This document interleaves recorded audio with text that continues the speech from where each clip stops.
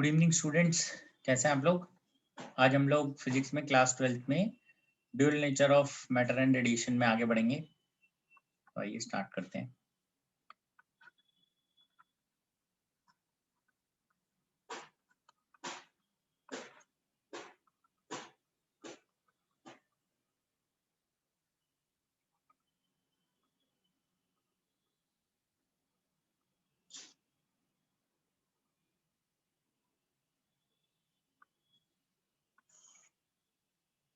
आइए इससे स्टार्ट करते हैं हम लोग।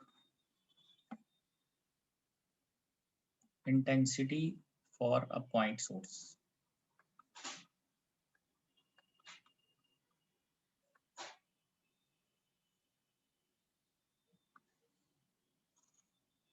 ठीक है, तो इसमें हम लोग देखते हैं P is equal to power of point source.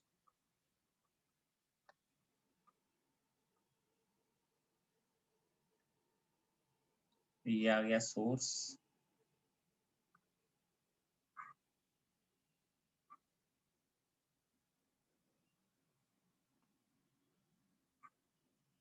ये रेडिएशन इस तरीके से बाहर आ रही है इसमें। ठीक है, स्फेरिकली आउटवर्ड्स है। इंटेंसिटी जो है that is equal to P divided by 4 pi R square, where R is equal to, ये I शो होती है intensity at distance R due to point source.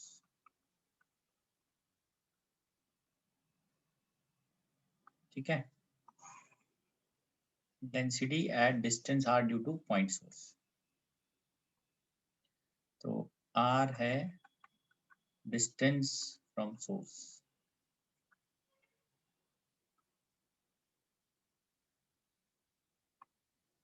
therefore at distance R from point source, power received is equal to intensity into power received। मान लेते हैं eight distance R जो है, in case ये एक sphere हम बना रहे हैं, एट डिस्टेंस R पे अगर ये हम ले लेते हैं एक स्फीयर, तो हम इसके लिए पता कर रहे हैं, this is projected area of sphere जो यहाँ पर प्लेस्ड है। ठीक है जी। तो पावर रिसीव्ड इज, कहाँ पे रिसीव हो रही है, जो इस पॉइंट पे एट डिस्टेंस R पे, this is I into pi R square. यहाँ पे R जो है that is radius of sphere. ठीक है, ये आ गया यहाँ पे। ऑल्सो फोटो करंट जो हम लिखते हैं that is number of photo electrons emitted per second. ठीक है, और अगर इन केस हमें efficiency is given, if efficiency is given then photo current is equal to efficiency in percentage जो भी गिवन है, जैसे n% एफिशिएंसी गिवन है, is equal to number of photo electrons emitted per second.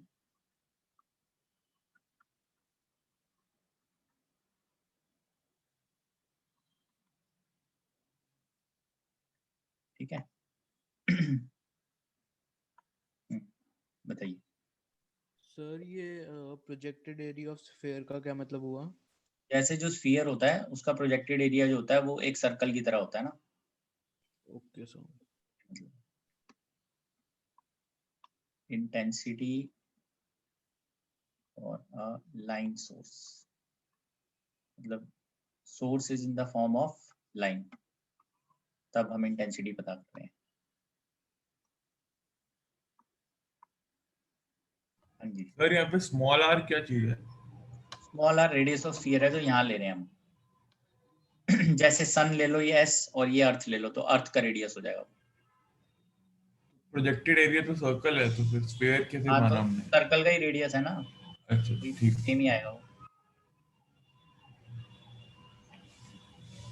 ठीक है? ये हम यहाँ से अगर देखेंगे तो ये आर डिस्टेंस यहाँ पे अगर हम ले लेते हैं, तो यहाँ ये इस तरह से चलेगा।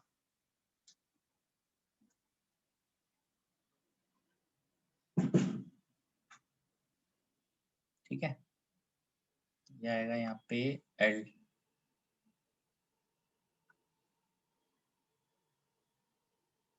इंटेंसिटी जो आएगी यहाँ पे, that is P, 2 pi R L. P is power radiated by line source.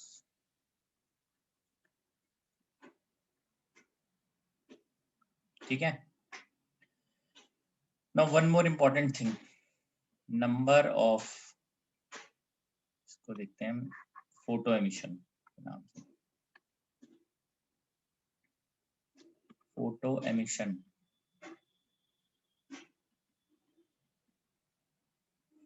from a point source having power P.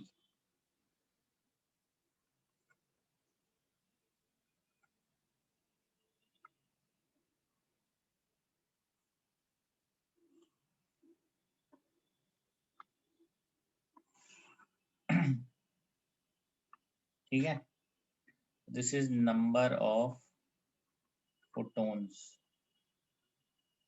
emitted per second, P divided by E, this is P lambda by H C, या फिर P by H mu। ठीक है, ये आ गया हमारे पास। तो basically इसमें इंटेंसिटी सबसे पहले हमने देखी, इंटेंसिटी ऑफ पॉइंट सोर्स और इंटेंसिटी ऑफ लाइन सोर्स, और फिर उसके बाद हमने फोटो एमिशन के लिए देखा, अगर नंबर ऑफ फोटोन्स एमिटेड पर second from this point source having power P is P divided by E, E is the energy of one photon, तो याद आएगा C by lambda या P by H nu। If efficiency is given, let us see, if efficiency is given,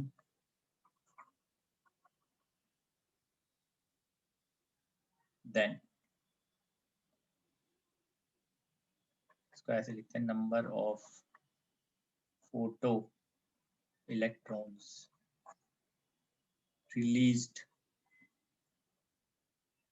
पर second from metal surface.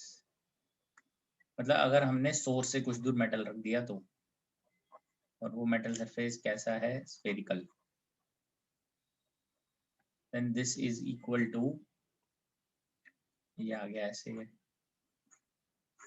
This is P lambda by H C upon 4 pi R square into projected area. ठीक है, ये आ जाएगा हमारे पास।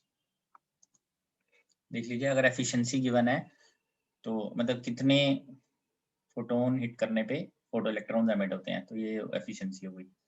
Power P हो गई source की, वो ये हो गया projected area, this is 4 pi R square, कितनी दूर हमें करना है। एक तरह से ये हो गया, जैसे सोर्स था ये, यहाँ से एट डिस्टेंस R पे ये है, यहाँ हमारे पास एक मेटल प्लेस्ड है, हम इसकी बात कर रहे हैं। ठीक है जी, ये हो गया। ठीक है, आइए देख लेते हैं, नेक्स्ट क्वेश्चन देखते हैं इसमें। ठीक है, क्वेश्चन पे आते हैं. When a monochromatic point source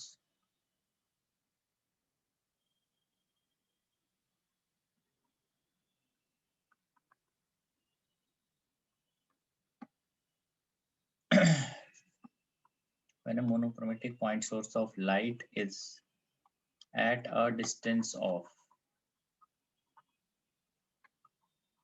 0.2 meter from a photoelectric cell, the cutoff voltage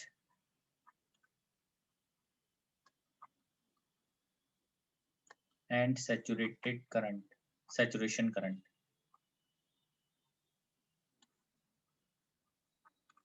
are respectively 0.6 volt and 18 milliampere if the same source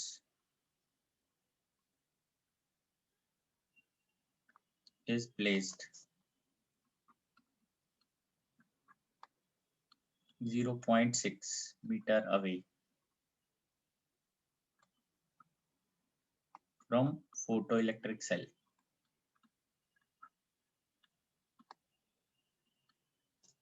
Then option लेते हैं इसके अंदर. Stopping potential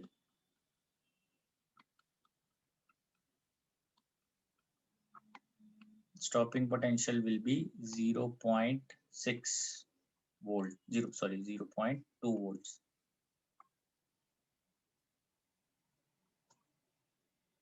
Stopping potential will be 0.6 volts. Saturation current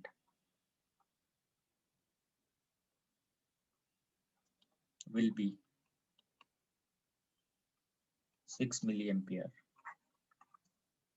Saturation current will be 2 milliampere. ठीक है जी.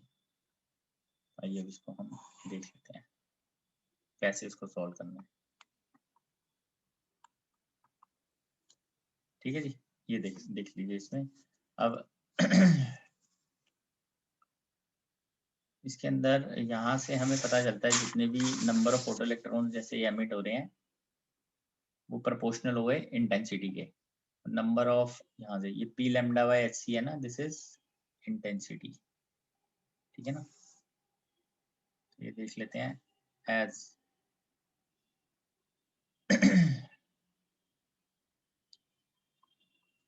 Saturation current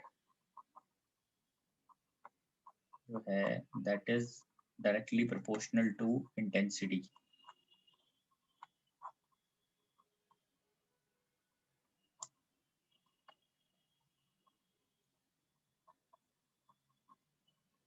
And intensity is inversely proportional to square of distance.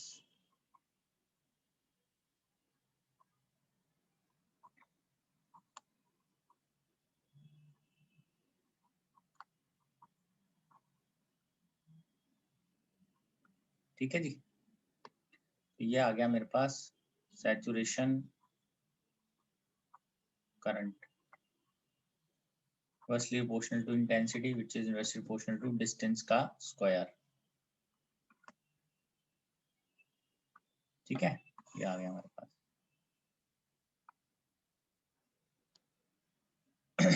Therefore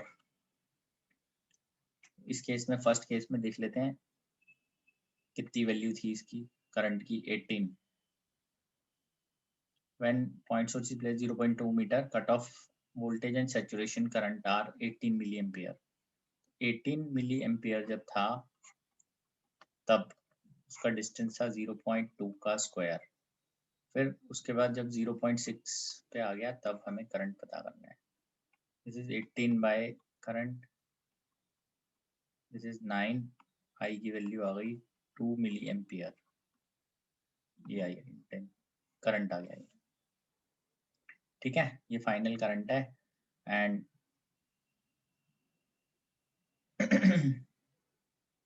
as frequency remains unchanged,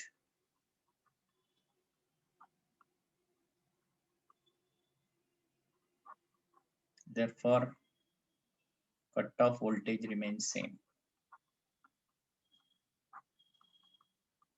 ठीक है, तो stopping potential जो है वो 0.6 ही रहेगा।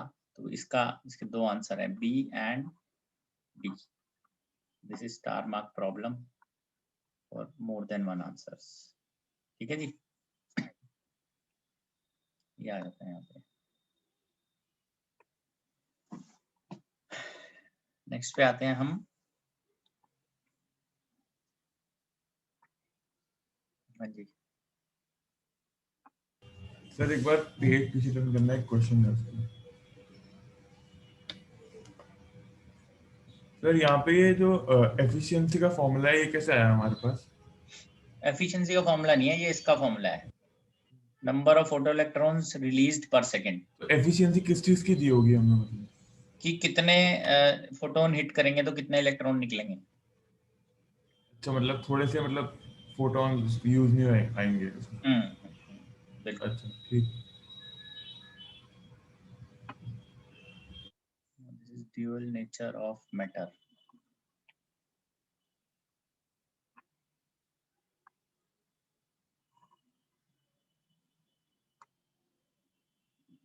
De Broglie hypothesis, यहाँ से हम स्टार्ट कर रहे हैं। डी ब्रोगली हाइपोथेसिस, ठीक है, तो इसको हम देख लेते हैं। According to this, for a particle or object, there is a wave associated with the particle whenever particle is moving, so which governs the particle in every respect. For a moving object particle,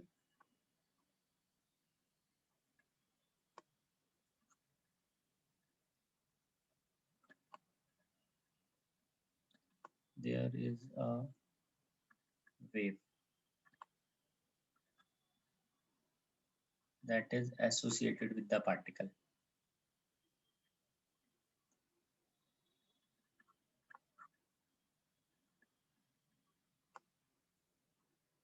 which governs the particle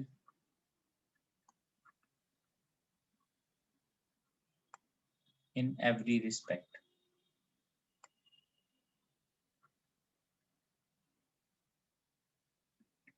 ठीक है जी।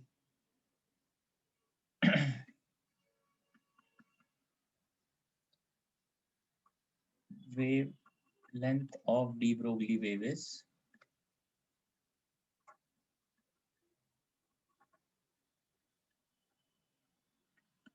it is lambda, where lambda is inversely proportional to p. P is equal to linear momentum of particle.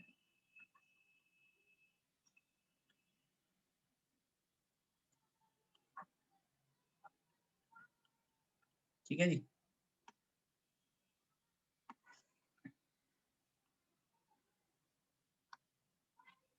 तो अब इसके अंदर therefore lambda जो है that is h by p, h by m into u, ये आ सकता है। m is the mass of particle, u is the speed of particle, particle or object, speed of object।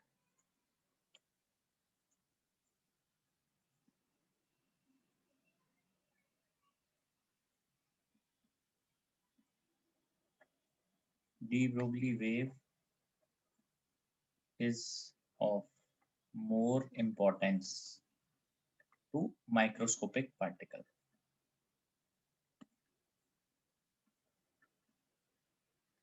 Microscopic particle मतलब ये microscopic particles के लिए ज्यादा relevant है। जो बड़े पार्टिकल्स के लिए अगर मास ज्यादा होगा तो डी ब्रोगली वेव जो है वो उसकी वेवलेंथ बहुत ही कम हो जाती है, इसलिए इसका ज्यादा relevance microscopic particle electron proton के लिए रहता है। ठीक है जी, आगे बढ़ते हैं। For a charge Q accelerated through a potential difference of V volts. M is equal to mass of particle.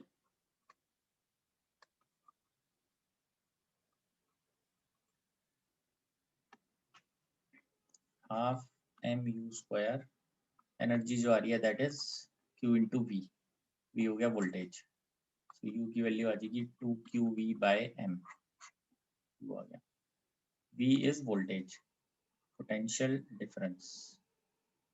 ठीक है, देयरफॉर लैम्डा आ गया H by M U. H by M into U कितना है 2QV by M. Lambda is equal to H by 2QVM. ठीक है, ये आ गया हमारे पास.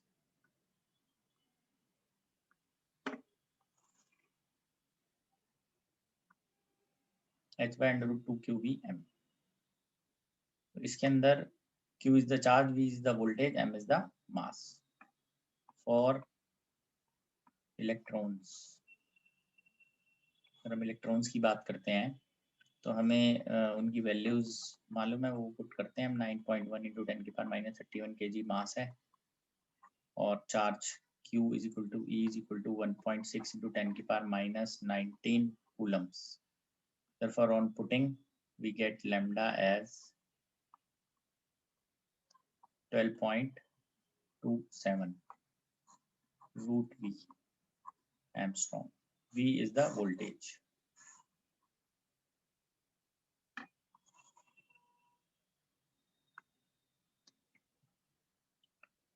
For proton,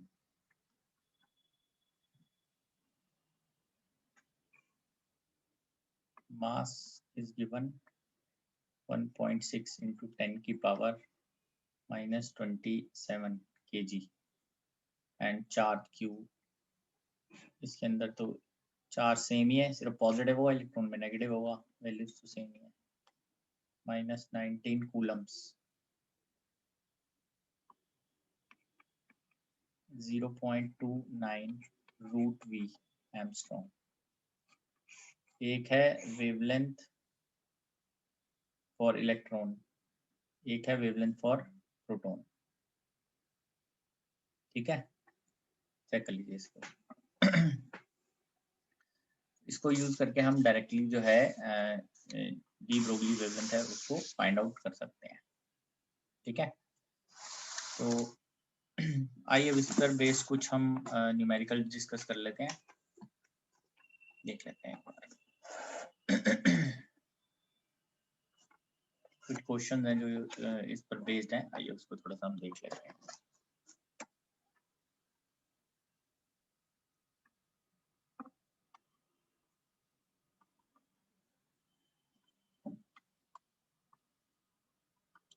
What is the momentum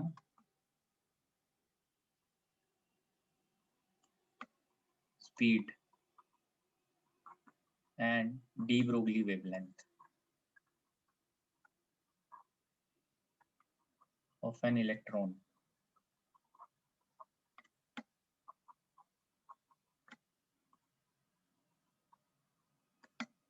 De Broglie wavelength of an electron with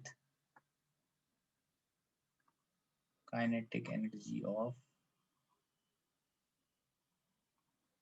120 electron volt.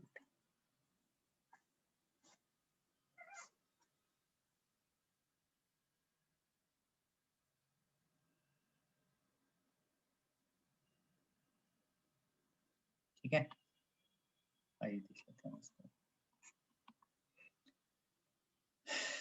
De Broglie wavelength of an electron with kinetic energy of 120 electron volt, as kinetic energy is equal to half mu square.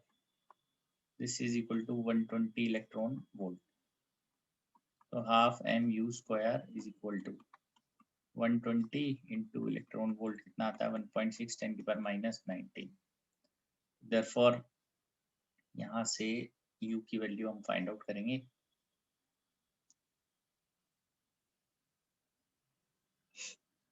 तो speed momentum और speed वहीं से हमें पता चलेगी। तो u की value है 120 into 2 into 1.6 into 10⁻⁹ divided by m. m is the mass of electron, that is 9.1 into 10⁻31.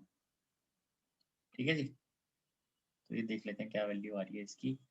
This is 240 into 16 by 91, 31 minus 19, 12। ठीक है जी, इतना मीटर पर सेकेंड। तो एक बार ये देख लेते हैं। This is 240 multiplied by 16 divided by 91। You की वैल्यू हमारे पास आ रही है 42.19, 10 की पावर 6 मीटर पर सेकेंड। ठीक है जी, तो ये हम देख लेते हैं 2.19। तो u will be equal to 6.5 into 10 की पावर 6 मीटर पर सेकेंड। तो ये हमारे पास स्पीड आ रही है।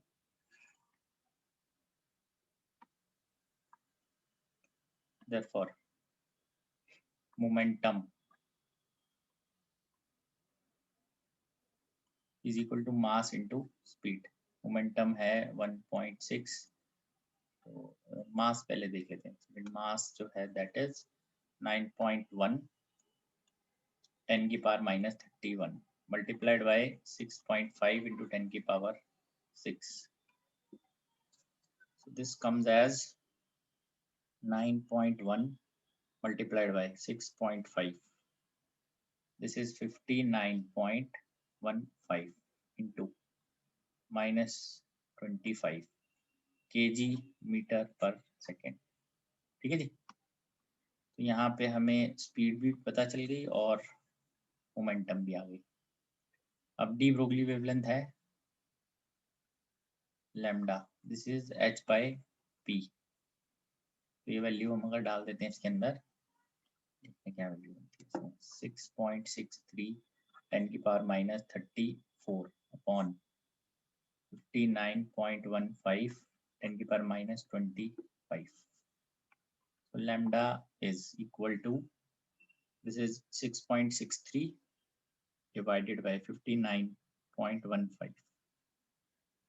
इसकी वैल्यू आ जाती है 0.112 इंटू -9 मीटर्स।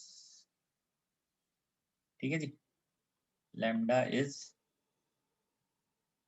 1.12 इंटू 10 की पावर -10 मीटर्स, या फिर 1.12 एंगस्ट्रॉम। ठीक है, डी ब्रोगली वेवलेंथ। तो इस तरीके से आप इसको सॉल्व कर सकते हैं। चेक कर लीजिए।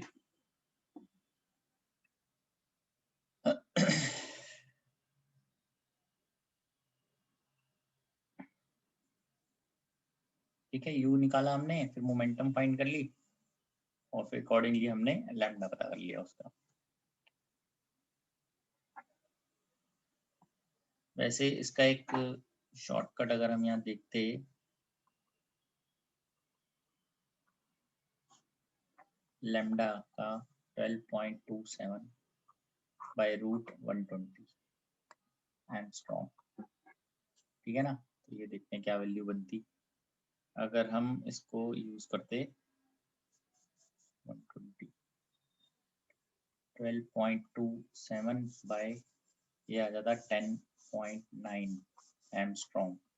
This is equal to 12.27 divided by 10.9, 1.12 angstrom. ठीक है ना। डायरेक्ट भी निकाल सकते थे आप इसको, ये फॉर्मूले को डायरेक्ट यूज करके भी हम फाइंड आउट कर सकते हैं। ये आगे बढ़ते हैं इसमें।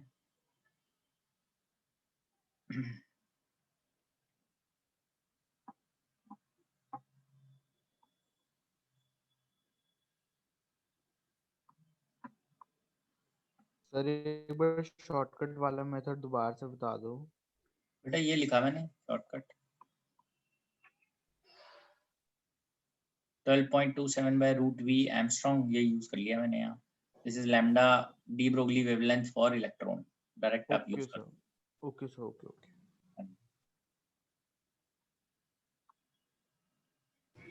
सर इसमें वी हमें वोल्ट में नहीं डालना पड़ेगा, एसआई यूनिट्स में? वोल्ट्स में ही तो लिखा है, ई हटा दो तो वोल्ट्स ही आ जाता है ना। 120 इलेक्ट्रॉन वोल्ट है, ये एनर्जी है बेसिकली। अगर वोल्टेज लिखनी है तो चार्ज हटा देंगे, ई हटा दो तो 120 वोल्ट आ गया ना सीधा। बस बेसिकली एक इलेक्ट्रॉन को अगर आप कितनी वोल्टेज से लेके जा रहे हो, 120 वोल्ट से लेके जा रहे हो तो एनर्जी हो जाती है 120 इलेक्ट्रॉन वोल्ट। ठीक है, आइए नेक्स्ट पे आते हैं।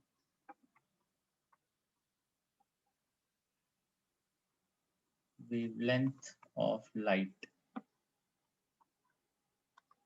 from spectral emission, line of sodium is 589 nanometer. Find kinetic energy at which an electron and a neutron would have same de Broglie wavelength.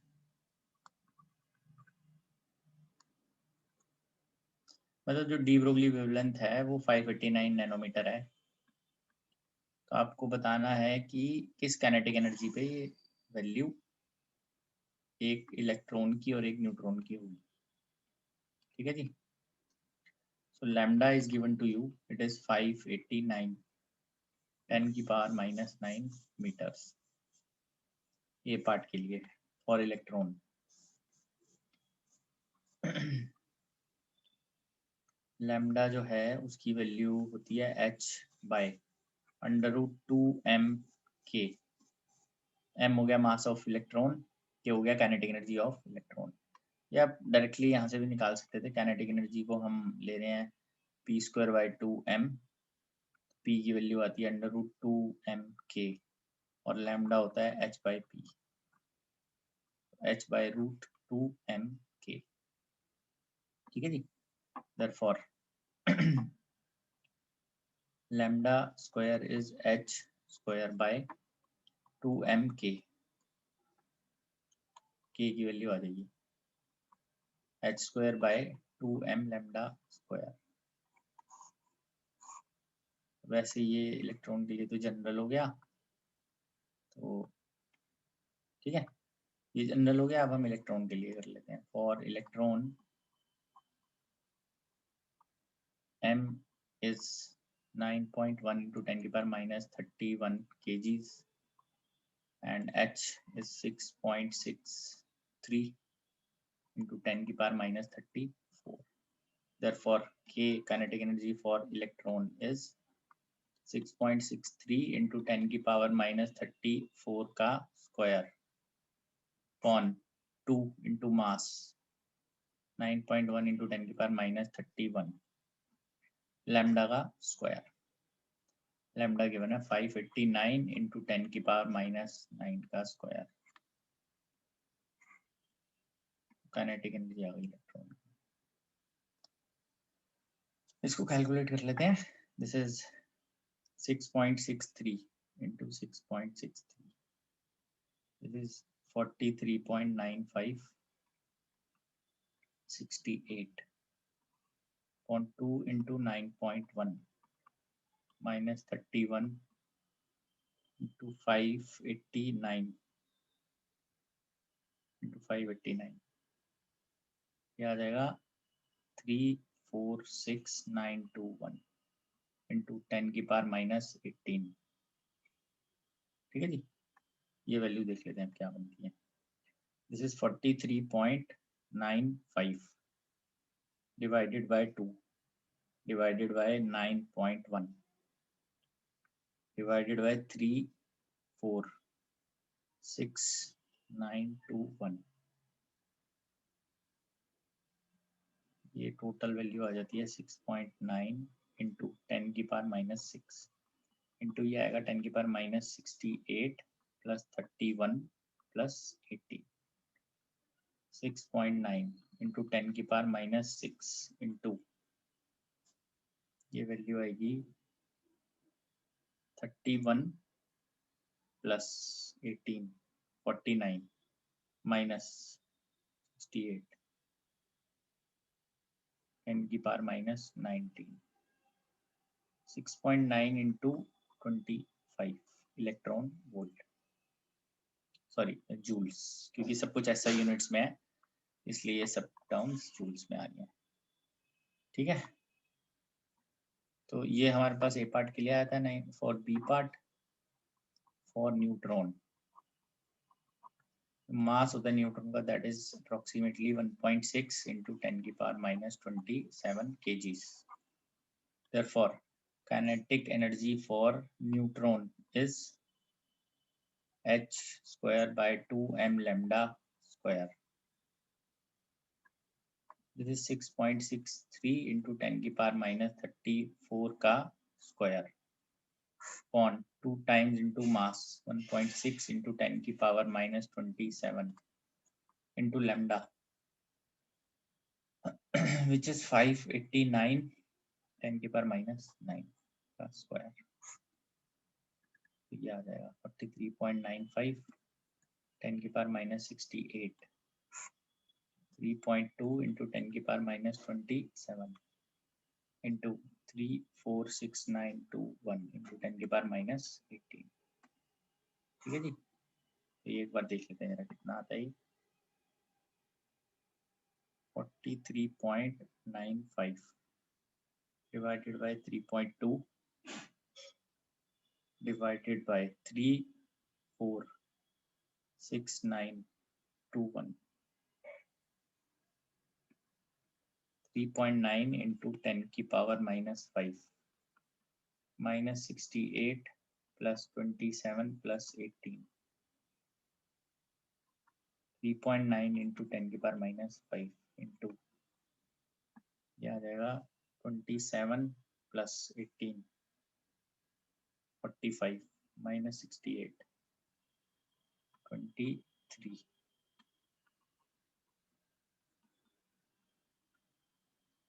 ठीक है जी, तो ये आता है 3.9 अराउंड -10 की पावर -28 जूल्स। तो आपने देखा कैलकुलेशन बेस्ड है ये मेनली। आइए आगे बढ़ते हैं इसमें नेक्स्ट क्वेश्चन के लिए।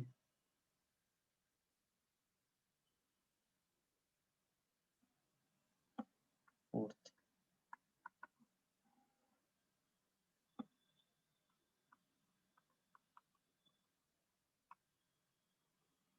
what is de Broglie wavelength of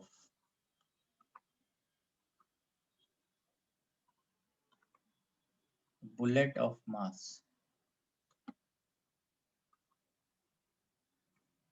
0.04 kg traveling at speed of 1 kilometers per second. Ball of mass 0.06 kg moving at speed of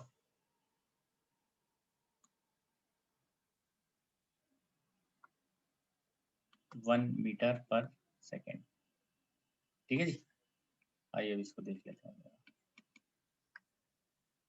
so A part में मास दिया हुआ है 0.04 kg, वेलोसिटी जो है that is 1000 metre per second. ठीक है, therefore lambda है h/mv 6.63 into 10 की पावर -34 अपॉन 0.04 into 1000, लैम्डा आ जाएगा 6.63 अपॉन 40 into 10 की power -34 metres. This is equal to, देख लेते हैं, 6.63 डिवाइडेड बाय 40, तो ये आता है 0.16 into 10 की पावर -34 मीटर्स। ठीक है जी, क्या आ गया हमारे पास?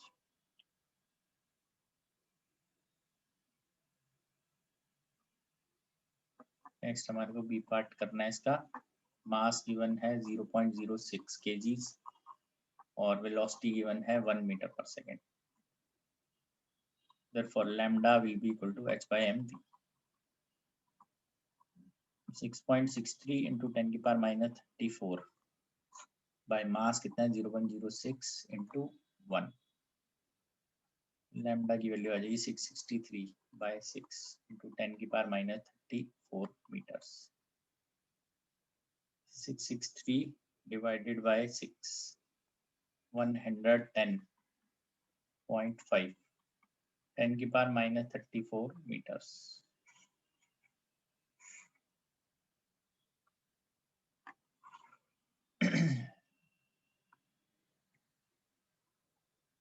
ठीक है, चेक कर लीजिए। तो ये डी ब्रोगली के ऊपर प्रॉब्लम थी। आगे देख लेते हैं हम कुछ और एनसीईआरटी बेस्ड प्रॉब्लम जो है।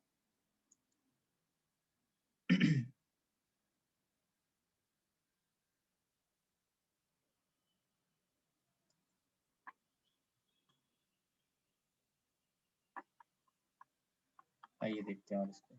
An electron and photon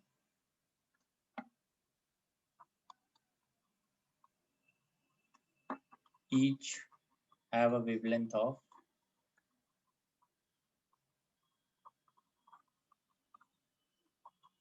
1 nanometer. Find number 1 their momenta. Number 2 find energy of photon.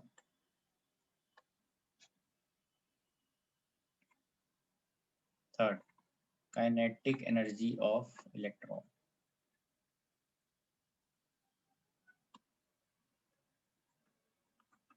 ठीक है जी। तो इलेक्ट्रॉन और photon each having a wavelength of this 1 nanometre. तो बेसिकली ये जो वेवलेंथ है, जो ये बात हो रही है हमारे पास, वेवलेंथ जो है this is D Broglie wavelength. ठीक है ना, क्योंकि इलेक्ट्रॉन की कोई वेवलेंथ होती नहीं है ऐसा, इसलिए डी ब्रोगली है। और फोटोन की वेवलेंथ डी ब्रोगली हो या उसकी अपनी रेडिएशन की जो भी वेवलेंथ होती है that remains same. Therefore lambda is equal to हम डालते हैं h बाय p। p की वैल्यू निकाल लेते हैं यहाँ पे h by lambda. Therefore p की वैल्यू आएगी 6.63 10 की power minus 34 upon lambda which is 10 की power minus 9। this is 6.63 into 10 की power 25 kg metre per second. ठीक है जी, सबसे पहले तो ये आ गया मोमेंटम वाला momenta. Second energy of photon that is h new hc by lambda. ठीक है जी, एनर्जी ऑफ फोटोन ये आ जाता है h इंटू सी मल्टीप्लाई करेंगे 20 इंटू 10 की पावर माइनस 34 बाय लैम्डा 10 की पावर माइनस 9 तो जूल्स। एनर्जी आ गई 20 इंटू 10 की पावर माइनस 25 जूल्स। ठीक है जी, अब इसको अगर आपको उसमें लिखना है इलेक्ट्रॉन वोल्ट में तो वो भी देख लेते हैं। एनर्जी जो है उसकी वैल्यू हो जाएगी 20 इंटू 10 की पावर माइनस 25 1 पॉइंट ये वैल्यू आएगी 1 इलेक्ट्रॉन वोल्ट जो है that is minus 19 joules. 0.6 into 10 की power minus 19 joules.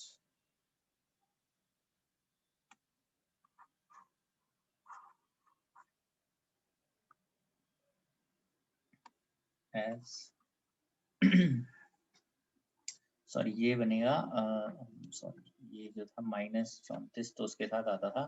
This is 20 into 10 की पावर 34 और 8 माइनस करना है अगर हमें उसमें से। This is 26। ये कितनी वैल्यू आएगी minus 26 plus 9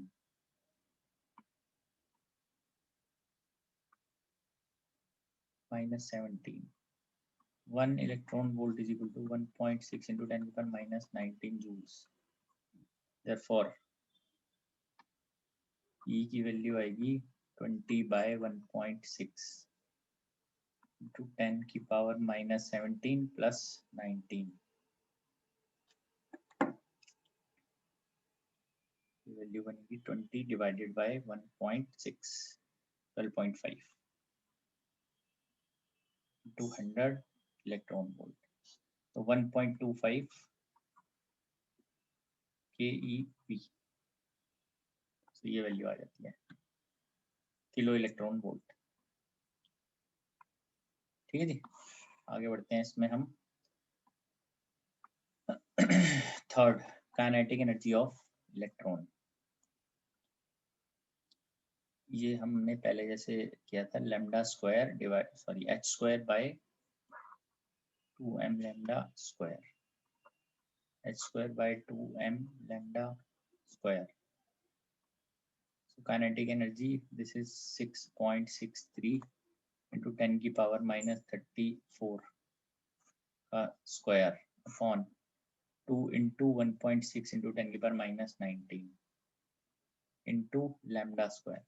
lambda 1 nanometre which is 10 की पावर minus 9 का स्क्वायर। ठीक है, तो चेक कर लेते हैं 6.63 का स्क्वायर कितना आया था, 43.95 minus 68 divided by 3.2 into 10 की पावर 19 minus 18 काइनेटिक एनर्जी आएगा 43.95 3.2 13.73 into 10 की पावर minus 68 upon 10 की पावर इसमें आएगा 19 और 18 minus 37, तो आएगा ये 31 13.73 into 10 की पावर minus 31 जूल्स। ठीक है जी, 31 जूल्स फाइनली जूल्स में है ये आंसर।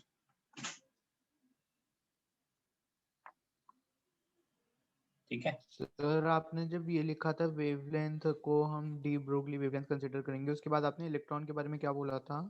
मैंने कहा था क्योंकि इलेक्ट्रॉन जो है वो एक पार्टिकल है, तो पार्टिकल की कोई ऐसा वेवलेंथ नहीं होती, तो वो डी ब्रोगली ही होती है सिर्फ, ये बोला था। Okay sir. ये this is minus 31 joules. In case अगर हमें इसको इलेक्ट्रॉन वोल्ट में कन्वर्ट करना है तो आप देख सकते हैं उसके अंदर। ठीक है, चेक कर लीजिए इसको। दिस इज minus 68 minus 19 था यहाँ पे और minus 18 भी था, minus 37। ठीक है, ये आ जाती है काइनेटिक एनर्जी इलेक्ट्रॉन की। ठीक है बेटा, तो ये चैप्टर जो है ये फिनिश्ड है। नेक्स्ट क्लास में मैं नेक्स्ट चैप्टर से स्टार्ट करूंगा। Thank you.